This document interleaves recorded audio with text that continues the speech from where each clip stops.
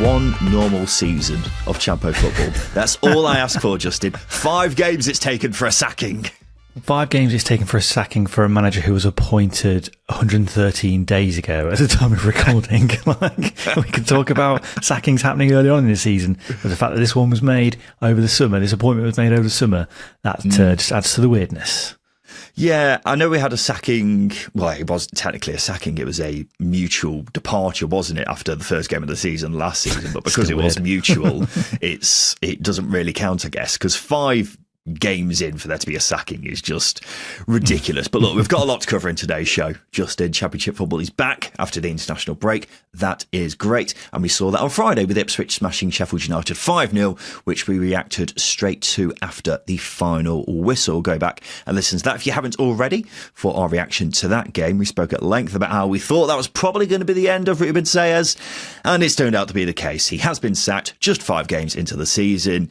However, not a surprise at all, Justin.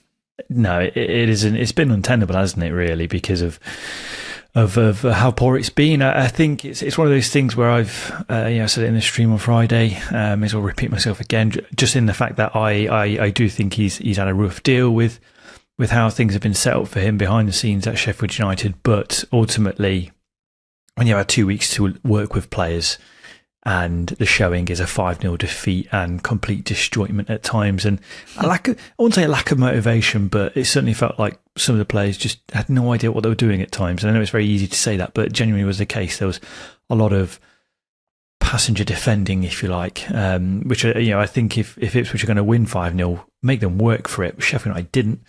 And yeah, if that's the result after 2 weeks of working with players on a training ground, then your 5th game in the league is always going to be, you're going to be measured by it, and unfortunately, that's where my faith dropped. Yeah, a manager would have to do catastrophically bad to justify getting sacked after just 5 games. And it would be difficult to argue that this has been anything but. The performances have been so bad, particularly going forwards, and you just cannot be doing that with the players that Sheffield United have got. I do feel sorry for Sellés, same as you, Justin, because he faced an uphill battle anyway after they sacked Wilder, which obviously didn't go down well at all earlier in the summer. And he's not been helped by a summer which has been messy in terms of bringing players in. And he's had a pretty rough few months in general after undeservedly getting sacked at Hull and now this happening. Look, he's not a bad manager. I think he's actually a very good one who will be a success at this level with someone. But despite you and I saying we think he should be given time, this just clearly wasn't the job for him. And that's how it goes sometimes. Sometimes things don't match up. And I think after Friday night, it became pretty apparent that this was just one of those cases. And so the question is now, who are they getting to replace him? Justin, they're only going and doing it. Those bottlers have gone back with their tail between their legs and they're reportedly getting Chris Wilder back. Yeah. I cannot believe they're actually doing it. I think the worst thing is I read in some reports that it's on the same terms as he was on before, same contract as he was on before. Obviously, we won't know about that, but if I was Chris Wilder, come on, I've been negotiating a much more significant deal there. We don't know, Justin. We don't know whether it's just been, I'll come back on the same terms. All of that will be fine. But I just need you to do one thing. Get on your knees and beg. Bend the knee. Honestly, look, listen, I think Chris Wilder potentially coming back can only be a good thing. But in all seriousness, what is the point? It screams of panic decision-making at a critical level of the football club. And I will reiterate, Chris Wilder should never have been sacked, and I think he will have success again at Sheffield United because he does. He does, but it's clear with the Rubén Sellés appointment that Sheffield United were going in a certain direction, a head coach, a certain type of recruitment policy. It's clear that the club wanted more control over transfers, or this AI bollocks. This was a direction extreme enough for Chris Wilder and the club to say no thanks. So 3 months later, you completely change strategy and go back to Chris Wilder? Or is he coming in under the guise that these changes will happen? I do really genuinely think the club's in a serious situation when it comes to decision making, because I do expect results to change this season. I do expect form to improve, but I'm asking questions of the owners who've had the keys to the club for less than 12 months. It's crazy.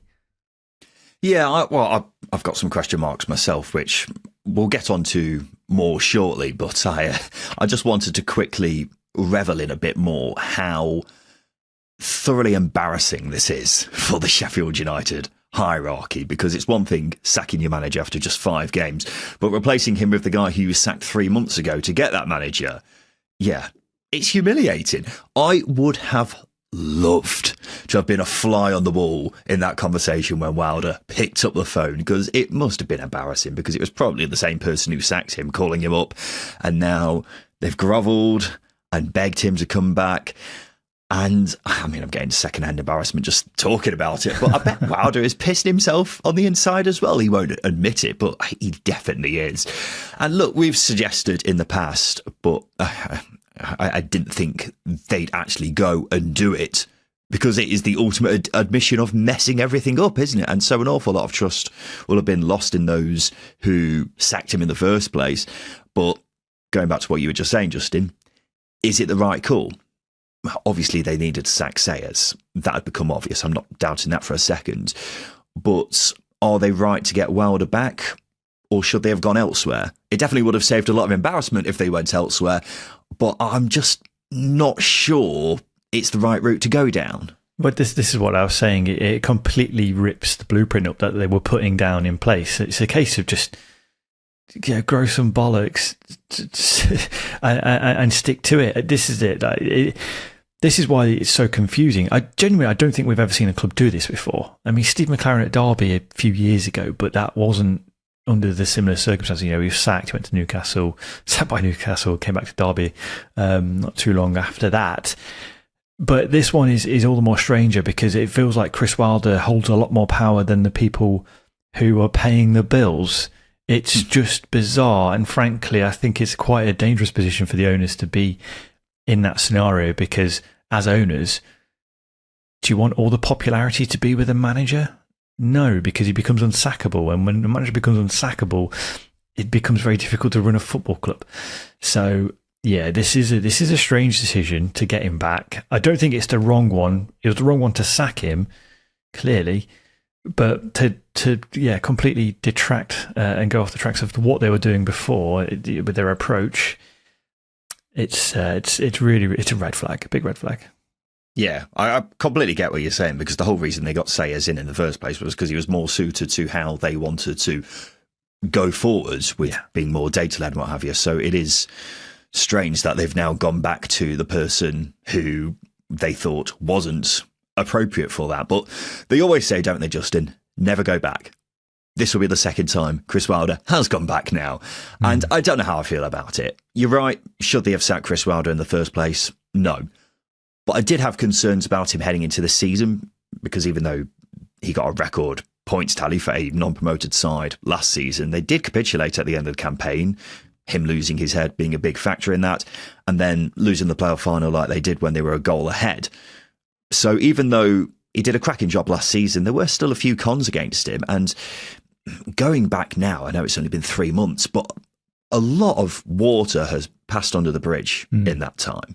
And I don't think it'll be as simple as him just picking up from where he left off last season. No. I did see them getting linked with Tony Mowbray. I personally would have seen that as a better and perhaps more importantly, a less embarrassing appointment. But the thing is, there's issues at Sheffield United. Everything that's gone wrong this season it's not all down to Rubén Sellés. And I think Wilder may go in and find that out for himself as well. But there we go, Justin. That's been the big news of the day. But let's get back onto some of the action that's been happening over the past weekend from across the Championship. And we'll begin with the first South Coast derby in the league in 13 years between Southampton and Portsmouth. However, it fizzles out into a 0-0 draw. I would say, as far as 0-0s go, Justin, it was an entertaining one despite very few chances for either side. I don't know how that makes it an entertaining one, but it didn't feel like it was a boring one. Just a second goalless draw between both sides since 1924, by the way, Ryan. Modern football, eh? Game's gone. Game's gone. But It was a good one. I think it was more frantic than perhaps that probably overshadowed the quality of football that we saw. I think we saw both teams trying really hard because of the occasion, the atmosphere adding to it. But I didn't see an awful lot of gills edge chances getting in. There was a couple of sort of really bright moments in Andre Dizelle hitting the bar from distance was a great opportunity. But I think if you look at it tactically, it was more like a territorial game where that's where it became a little bit more interesting. But I think I sit on the other side of the fence, whereas it was an entertaining 0-0, but I don't know what I saw to make it entertaining, if that makes sense. It was just very frantic, on edge at times, and a little bit of fun, a little bit of needle. Not an amazing game. Yeah, that's what I'm saying. I don't know why I thought it was an entertaining 0-0, considering there were barely any chances, but it definitely wasn't a boring one. Maybe because it just got a bit feisty at times, particularly towards the end. Very much enjoyed John Mousinho and Will Still nearly having their own version of that famous Tuchel Conte handshake. That is actually a really funny moment because John Mousinho just brushes it off, but Will Still's face afterwards, he's like a 16-year-old who's just been wronged by his mate, or just been. So a teacher said something to him, and he's just turned his nose up, like what? John Mousinho's done him there. I really do think he's done him. Perhaps worth. Well, it's not worth 3 points, but it's as far as getting 3 points as you possibly get from a Mousinho perspective. It's worth commending, isn't it? Because I'm happy to support anything like that. And it's always, it was the same with the Tuchel Conte thing, but it was like, who was actually holding on to whose hand there? Still has made it very clear that he think it was Mousinho. And if that is the case, then I very much enjoyed that. Because I think they're having a go at each other after like 40 seconds of this game. Yeah. So it was, they're at each other's throats for most of it. Well, Will Still was moaning after the game about how Portsmouth broke the game up tactically, shall we say, which we'll get onto in a moment. But I do think in a handshake scenario, when you're both walking away from each other, you can get trapped. So it might have just been one of those misunderstandings. I don't know if what do you mean? Like if you just put your hand out and you go to shake hands, sometimes you just don't release quick enough. And your hands are just stuck together, and that could have been it. That could have been it. I don't know about that. You must have like really sticky hands. Or maybe less said the better, I think. Well, there you go. But I think looking at the game overall, it was a game of two halves for me. Portsmouth were the better team in the first half. Southampton, the better in the second. Neither could turn their momentum into serious chances, and a draw was definitely the fair result. If either team was going to win it, it probably was Pompey. And with that being said, they'll definitely come away from this the happier of the two teams, won't they? Well, yeah, I think that's the one thing to take away from it from a Portsmouth perspective. They go away to St Mary's, a team that spent a hell of a lot of money over the summer, and you come away from a Portsmouth point of view and say they were probably the most likely to score throughout the game, to be honest. They controlled it. They made it hard for Southampton to create any momentum. It just missed a goal, and I think it's something that their resilience deserved. But I think even saying resilience sounds like they were under the cosh, and they weren't. They kept Southampton from getting into their own third, really. So I think John Mousinho will be very, very happy because, as I say, it was a tight game, but it was one I think Portsmouth were much better equipped at handling than Southampton. I think you can tell more from a Portsmouth point of view than you can from Southampton. It still feels like Southampton are finding their feet under Will Still, but Portsmouth fed into the anxiety of the crowd a little bit because there's a lot of discontent at times when Southampton were playing it around the back, and I think Portsmouth allowed that to happen. They made that happen. I think you've got to really, really applaud them for it. Yeah, they were pressing really well, weren't they? And it made Southampton look a bit edgy at times when they did have the ball. But I think what's got to be kept in mind here is the last South Coast derby, you had Southampton, who were an established Premier League team, and Portsmouth were stuck in League One. So it's a sign of how far Pompey have come that they are doing this now, coming out of a game looking like they probably were the better team against a team who were so established and have just been relegated from the Premier League.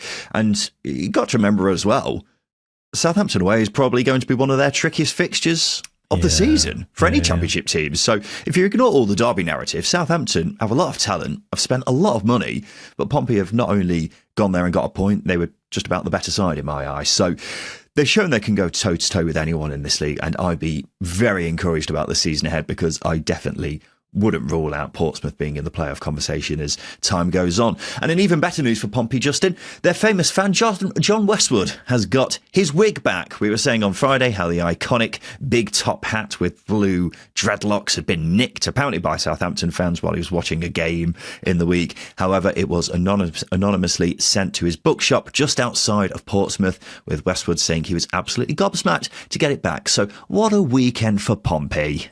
Again, it's worth. It feels like 3 points again, doesn't it? Yeah, great. It's great stuff. Obviously, this fan who sent it in anonymously did the world a service. We need John Westwood with his bell and his wig. Well, clearly, yeah. And as long as he's happy, actually, I'm not going to say that because from reports I've been seeing, he's not the nicest of blokes, but he's got his wig back, and the world feels right again to a certain degree.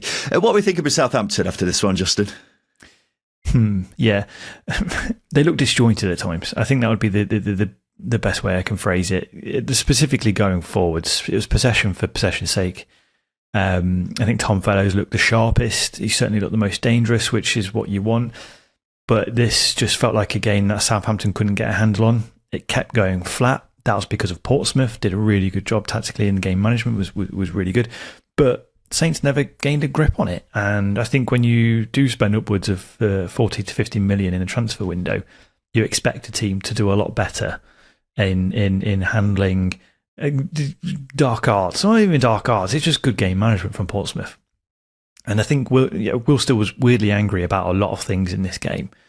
It was sort of very moany, very mardy at times, but I think that goes to show that he's probably frustrated at where his team's at. He sounded frustrated in his post-match presser because in the first half, Southampton were really, really poor, and he felt like his team were taking everything a little bit too literally. I think that's a direct quote from his interview, in the sense that they were just passing it around for the sake of passing it around. And like I said with Rubén Sellés, when you spend 2 weeks with your players and that's what you get, I imagine as a manager you're pretty peeved. So there's some confidence that needs drilling into these players, which isn't going to grow on its own. So yeah, Will Stills, it feels like he's got a pretty big task ahead of him still. Yeah, we've been saying it's a slow start with them, and it's going to take time because you're right, they've spent nearly £50 million on new talent this summer, and almost all of that was spent in the final couple of weeks of the transfer window, and you've got a new manager who's still getting used to the league as well as his team. So yeah, there's no reason for head loss after this game. I have seen some Southampton fans a bit frustrated already with him, and as you're alluding to, there was some frustration from fans in the grounds during the game too. But Portsmouth are a good side. Even if they have been below Southampton for several years now, they are a very good team at this level. So yeah, Southampton still no win since the opening day, but I think they will click at some point. It's just going to take time because there's a lot of factors working against them at the moment. Let's go to Sheffield Wednesday, who suffered their fourth loss from 5. It's after a 3-0 defeat at home to Bristol City. 3-word review for Wednesday. Matt says, make it stop. For Bristol City, Phil says, Struber's sexy reds. Claire says, Mehmeti masterclass. Yeah, I couldn't help but come away from this game, Justin, thinking the reality of Wednesday's situation is really starting to shine through now, isn't it? Yeah, it is. I think we could say here is even if the situation is desperate at Wednesday, which it is, this was a really poor showing. And I know we can talk about them not being able to recruit over the summer, but I think when we talk about the situation, we all know what it is. It definitely masks over, or even the wording probably just masks over what was a really poor display. It was disorganised. It was a disjointed mess of a game in that first half. Yeah, you're right. There were times in the first half you could argue it was a fairly embarrassing showing from Wednesday. They were lucky to be going in the interval 3-0 down. It was madness. They conceded from a set piece. One of the goals, they win the ball back. They lose the ball, then they concede. It's just not good enough. It needs to be scolded, regardless of the situation they're in with their squad.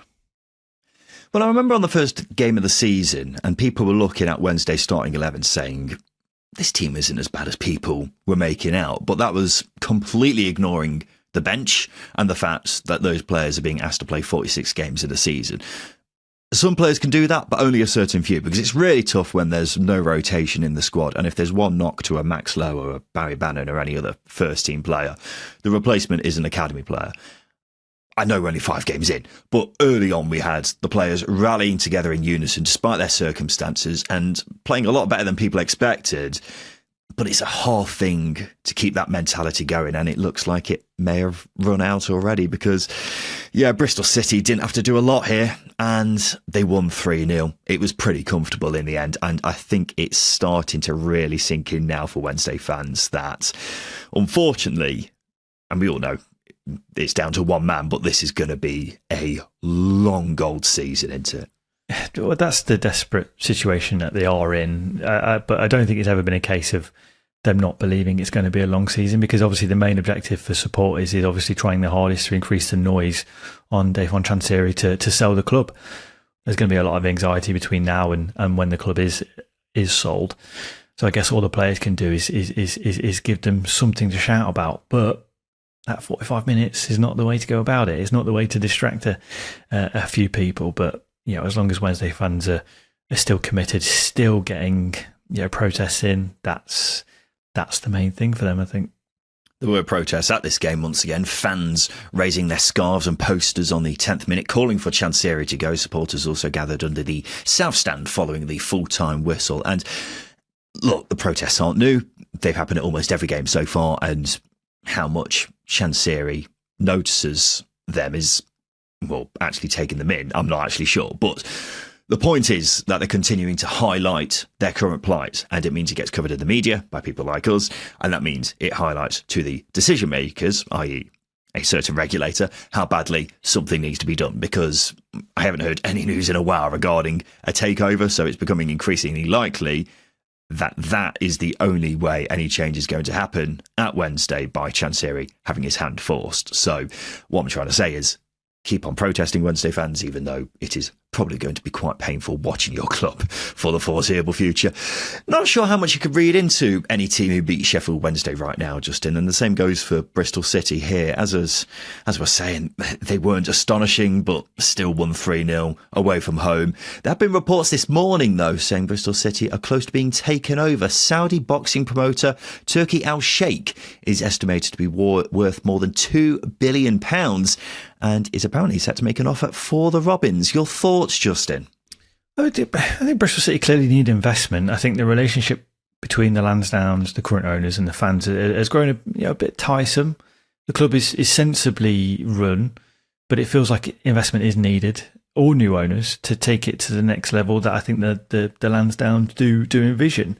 But in doing that, you do need to chuck a little bit more money at it than they currently are doing. It's not to say the Lansdowns have done a bad job. Ashton Gate's been revitalised, the training grounds, brilliant. The squad is in a really, really, I think, a healthy position. Obviously, we don't know how new owners are going to come in. We don't know what their business intentions are, what their current repertoire is. So it doesn't really matter who they are.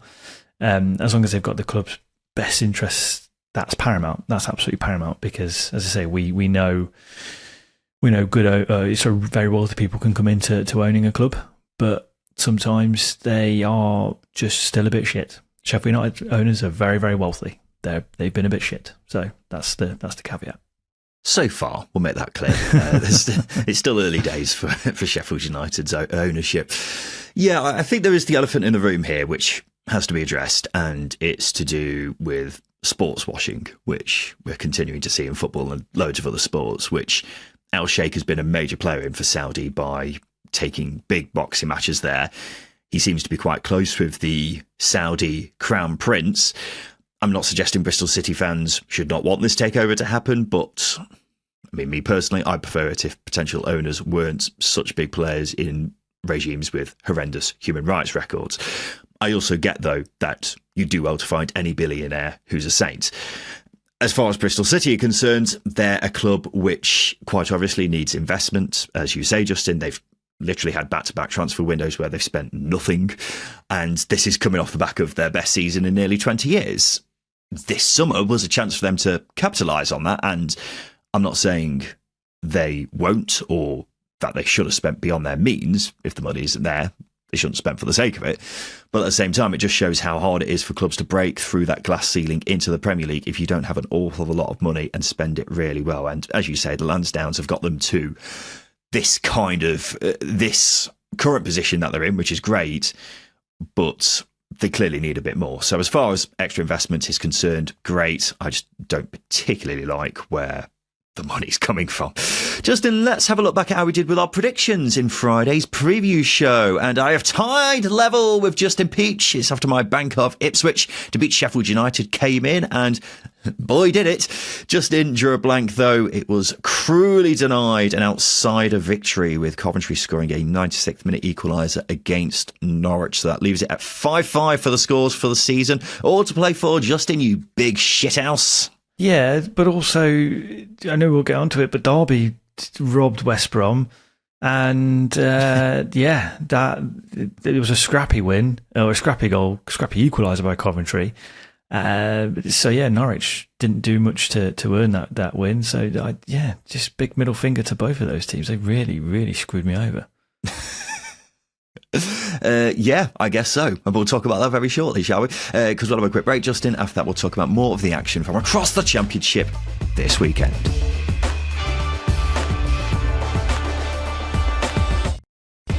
Welcome back to the Second Tier podcast. We're here to talk about some more of the action from across the Championship this weekend. And it's back-to-back wins for Queen's Park Rangers. They won 3-1 away at Wrexham. 3 red reviews for QPR. Tommy says, we are back. Carsten says, Richard effing Kone. Fly on our Patreon says, Ryan's dark horse. Matt on our Patreon says, start neighing again. For Wrexham, Craig says, another defensive shambles. Dav says no plan B. Roy says Parky, no clue. Nay. They look really fun, didn't they, at times, QPR? There's a proper display, I think, of their attacking power. I do think Wrexham left so much space open at times, but my goodness, did QPR exploit it. Despite what Wrexham have done with their recruitment, QPR looked miles ahead of them. The pace of the attack was too much at times for poor old little old Wrexham, if you like. Just a swell of attacks that came in, and the turnover of possession was really fun, really exciting. And this is exactly what I wanted to see from QPR in the summer. Good vibes, and this is what we got.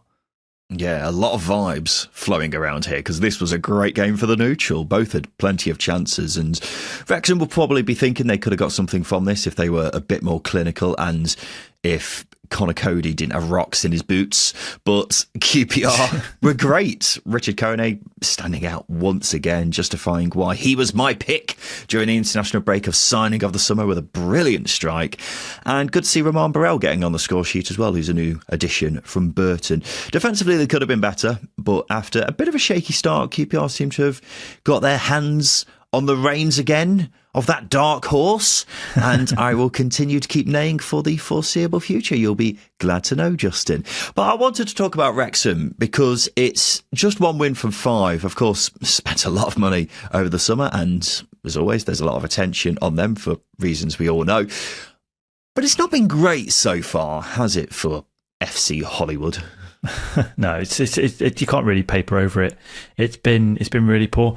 The amount of mistakes in possession, leaving gaps out of possession, it was a schooling in this game in particular, or it's a case of how not to defend against a team that possesses pace. And like the fan who left the free review about Phil Parkinson, I just don't understand why Wrexham allowed that to keep happening. And I think what that tells me is, I don't know. I don't really know what it tells me, actually, because Wrexham, statistically, the worst defensive team in the division. They've conceded the most chances, the highest XG against as well. So is your game plan really set up in the right way? You've got probably the best engine in midfield in Ben Sheaf and Lewis O'Brien, and then you've recruited experience in Connor Cody. You've got a really good defender in Callum Doyle. I'm not seeing enough at the back to convince me that they can stay up. I think going forwards, they are a decent outfit. They're creating enough chances. It's just about taking them when it comes. But defensively, you've got to do better. like you said, it looked like Conor Cody had rocks in his boots, but there was a few cart horses or few players pulling in carts there. Matty James was one of them. This looked like a team who just were easy to exploit, and that's been a running theme throughout the season so far. Yeah, well, they spent a lot of money in the summer. As I was saying during the international break, it's the most money a club has ever spent for a side who didn't have parachute payments in Championship history. But if I could play devil's advocate with Wrexham, some of those additions have come in right at the end of the window. So there's got to be time allowed for those players to gel. Having said that, based off the evidence we've seen so far, there's definitely cause for concern. I mean, first of all, they're the only team to drop points in the league to Sheffield Wednesday, a result which may look even worse as time goes on, starting to look worse as we speak. Their only win on the board was away at Millwall, a result which was so undeserved. And yeah, my big concern is the same as you, Justin, at the back. They have been appalling. As you say, the worst XG against in the division so far. The only team who comes close to matching them is Norwich, and the big reason for that is the Coventry game this weekend, which we'll talk about shortly. But considering their defence was their strongest asset last season, and they spent a fair bit of money to strengthen that, we're talking around £10 million, that's worrying how open they have been looking. And that's when I start looking at the manager and wonder if he's good enough to change that. Ooh, but it's is he good enough to change that? But that's usually Phil Parkinson's his biggest draw. He likes to drop his teams quite deep. There was a tactical change last season in League One where Wrexham were finding themselves getting exploited a fair bit. They dropped a little bit deeper, went a little bit more direct, and they started getting results and keeping clean sheets and keeping opposition out. I don't know how far deep you have to drop to ensure that Conor Cody doesn't get done by pace, to be honest with you, because ultimately poor Okwonkwo in goal is going to have Conor Cody on his toes, isn't he? This is where you start to look at recruitment and go, yeah, maybe could have been better, maybe you didn't need this player, could have gone with somebody else. But ultimately, I think any team in the division is good enough to restrict opposition. I do think that. You look at what Derby were doing last season, Hull were doing it last season as well. Despite not being looking great going forwards, you can do better in stopping opposition from getting into your box.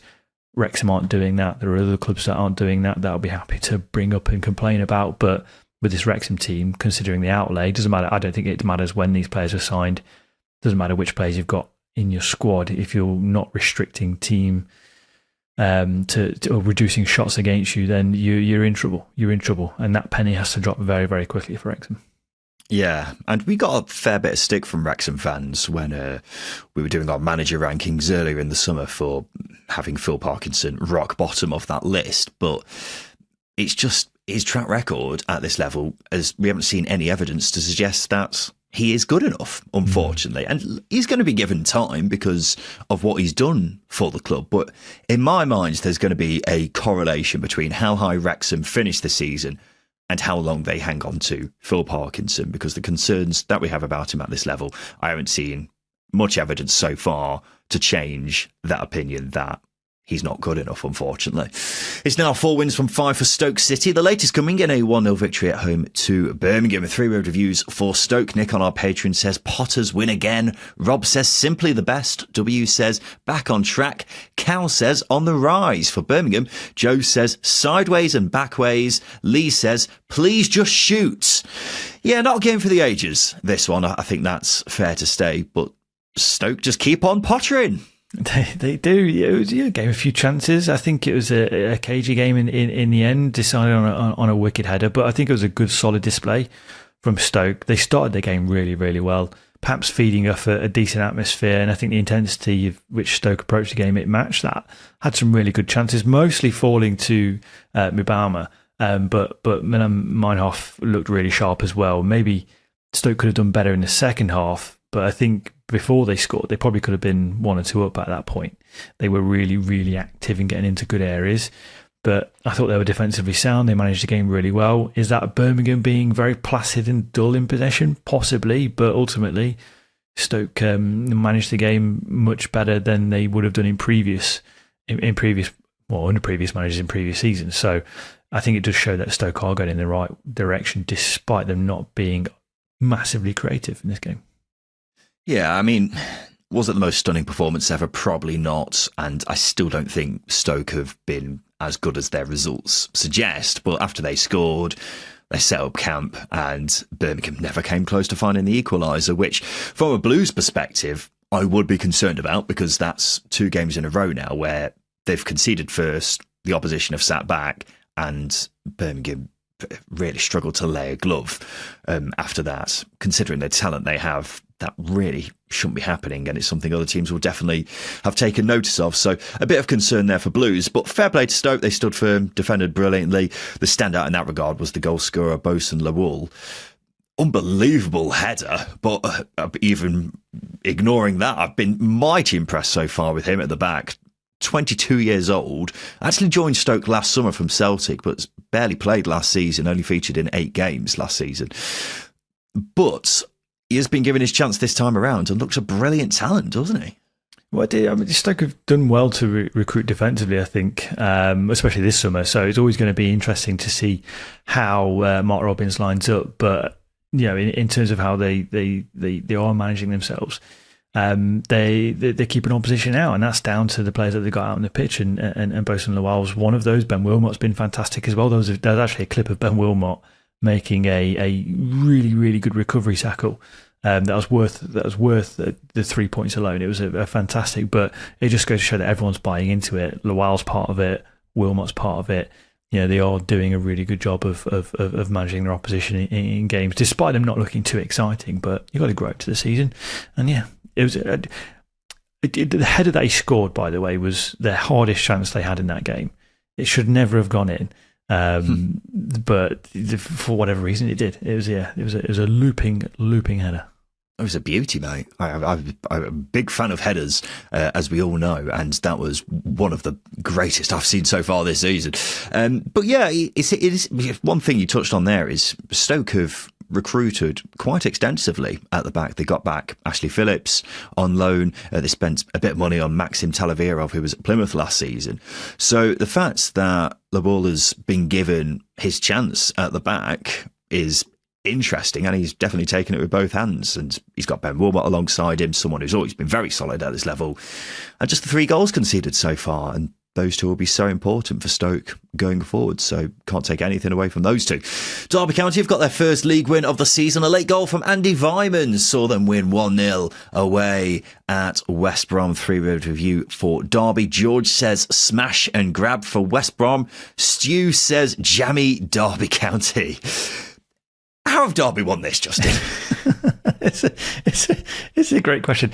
Derby had 7 touches in West Brom's box. 5 were from Andy Vyman with his goal. What the fuck? It was definition of smash and grab. 125th anniversary celebrations of the Hawthorns as well, by the way. Derby had the audacity to do this, so I do think an apology is owed, because I think despite West Brom not having anything really clear cut, they should have won that. Just on territory domination, getting crosses into the box.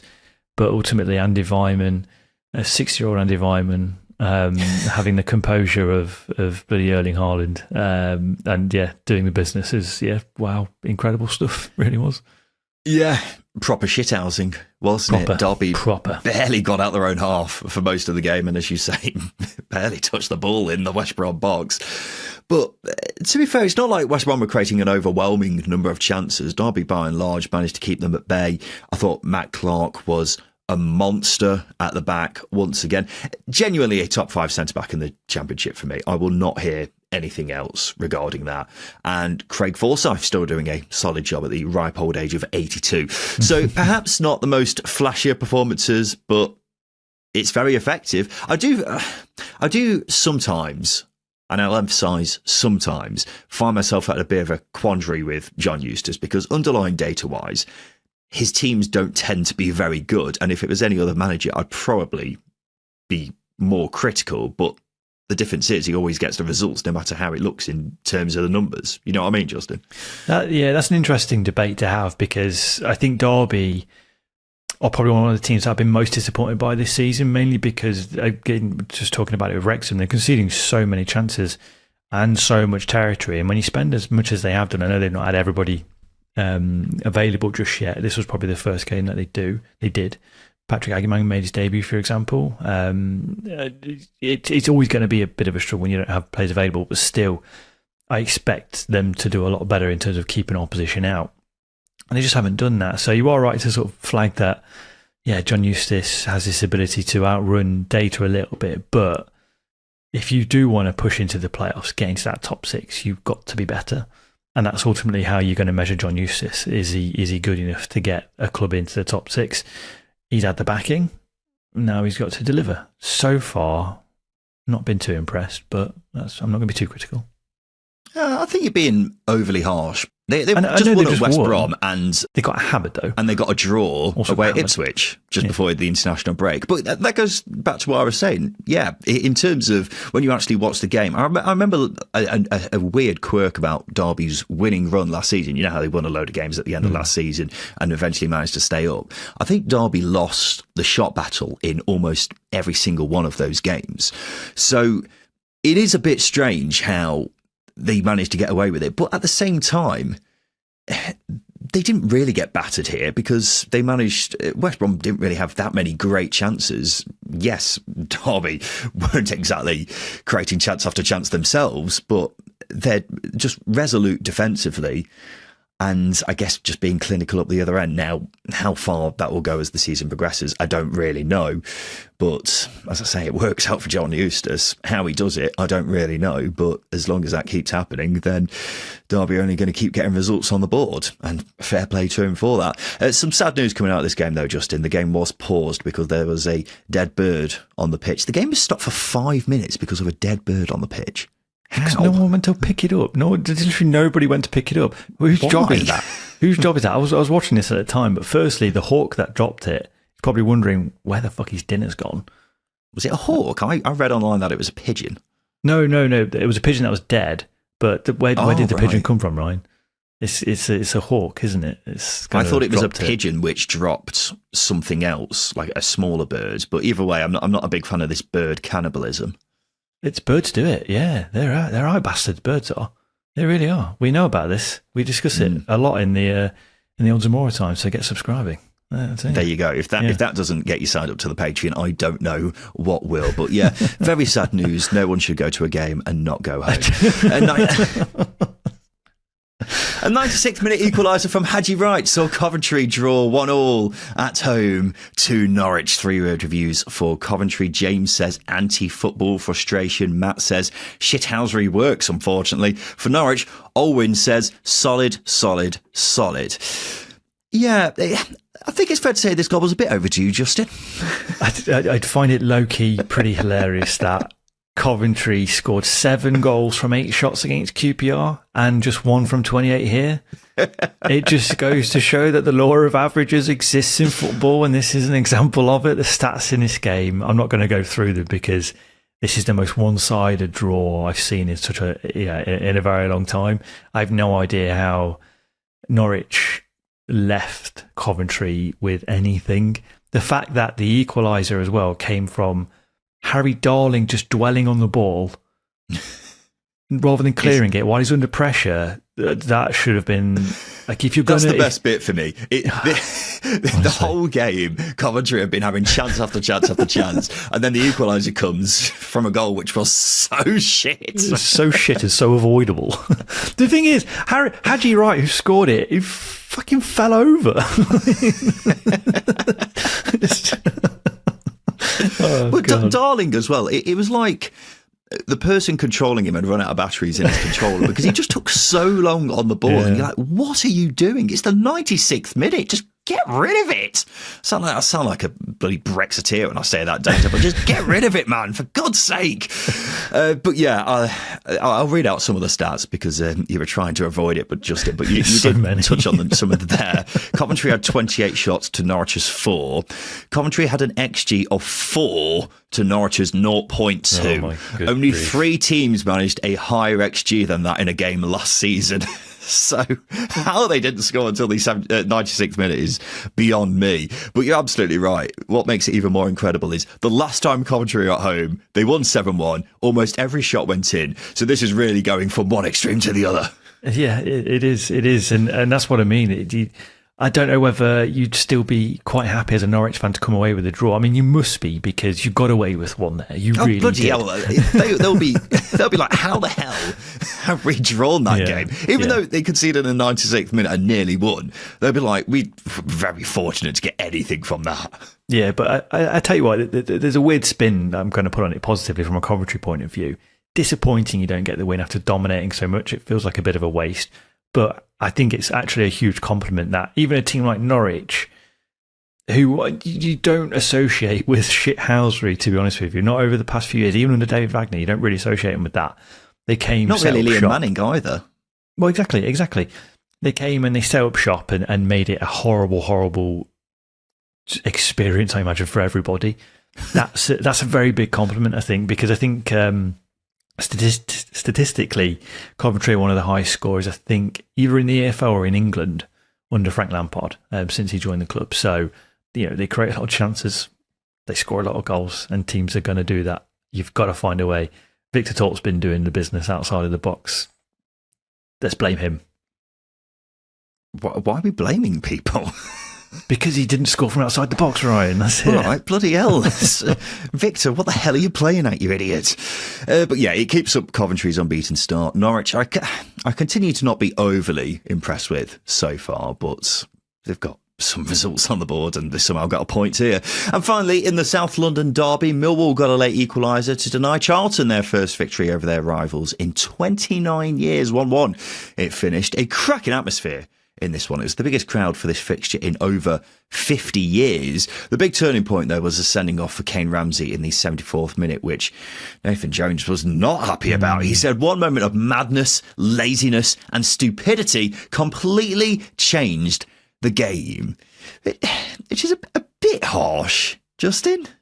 I think he's reacting emotionally there, because I don't like to pin it on Kane Ramsey. I think is harsh because, let's say there's a moment where Tyrese Campbell was breaking forwards. I think it was like the 78th minute, and there was not a shooting opportunity for him. He could have held onto the ball a little bit longer, waited for support, and got Charlton further up the pitch. I'm not saying Millwall scored because of that, but there are moments where you don't do what you're supposed to do as a footballer, and Kane Ramsey just had a moment where he did something that he shouldn't have done as a footballer. So I do think Nathan Jones is a little bit harsh. It didn't cost them the game. Charlton conceding cost them the game. Yes, momentum swung a little bit with the Ramsey sending off, but ultimately you win and lose as a team. And I like Nathan Jones, but I don't like that. I really don't. Yeah, it was a very daft challenge to make when you're on a yellow card, but calling out a player like that in public isn't great. But, it's not like Nathan Jones to be overly passionate, is it? So, very unexpected. And I suppose I can understand to an extent why the emotions are high after this game, because Charlton came so close, Justin. So close to breaking the hoodoo against their rivals, and then it gets taken away with an 88th minute equaliser. And the thing is, they were much the better side up until the red card, weren't they?